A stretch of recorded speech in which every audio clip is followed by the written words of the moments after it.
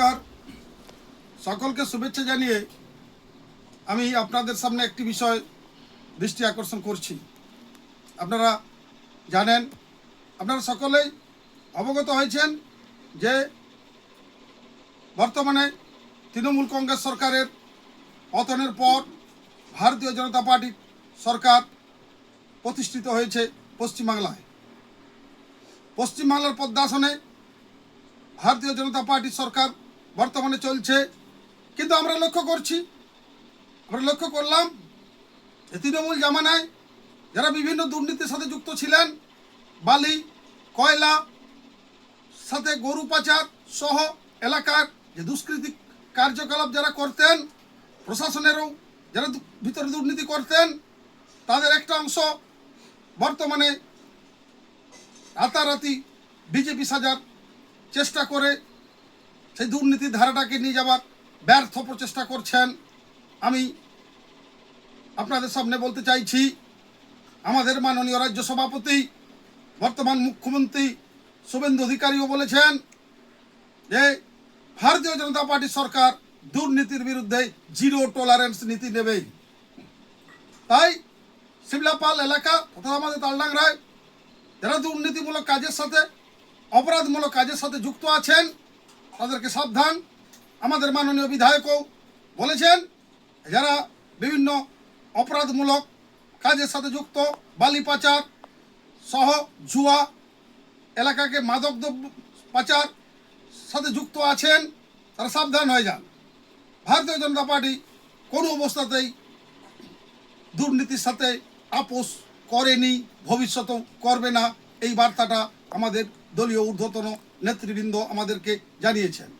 তাই আমরা বলছি, পশ্চিমবাংলা তথা আমাদের এলাকায় আগামী দিনে যারা এইরকম কাজকর্মের সাথে যুক্ত হবেন, যারা যুক্ত থাকবেন, তাদের বিরুদ্ধে ভারতীয় জনতা পার্টির সরকার, পশ্চিমবাংলা বর্তমান সরকার তৃণমূল কংগ্রেসের মতো ব্যবহার করবে না।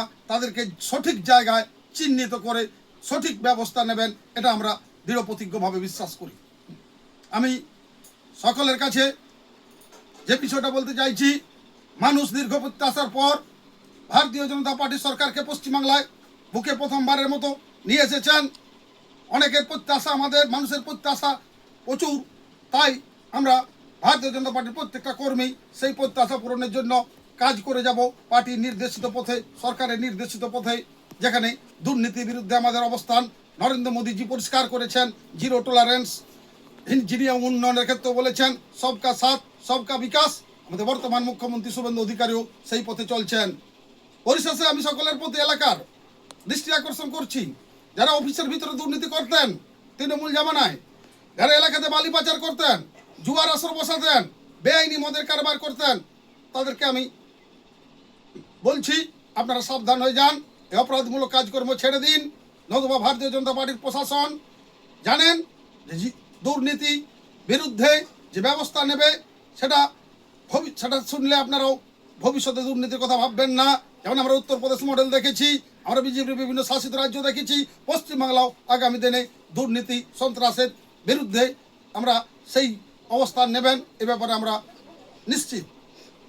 পরিশেষে সকলের কাছে আমার অনুরোধ, আসুন এই পশ্চিমবাংলাকে তৃণমূল বাম যারা সর্বশেষ জায়গায় নিয়ে গেছে, আমরা এই পশ্চিমবাংলাকে ভারতবর্ষের অন্যতম রাজ্যে নিয়ে যাওয়ার জন্য প্রত্যেকে সমানভাবে দায়িত্ব নিয়ে সরকারের পাশে থেকে সরকারের কাজগুলোকে সঠিকভাবে নিয়ে যাওয়ার জন্য দায়িত্বশীল হই।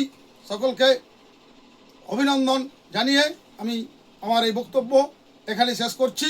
ভারত মাতা কি জয়, বিজেপি জিন্দাবাদ।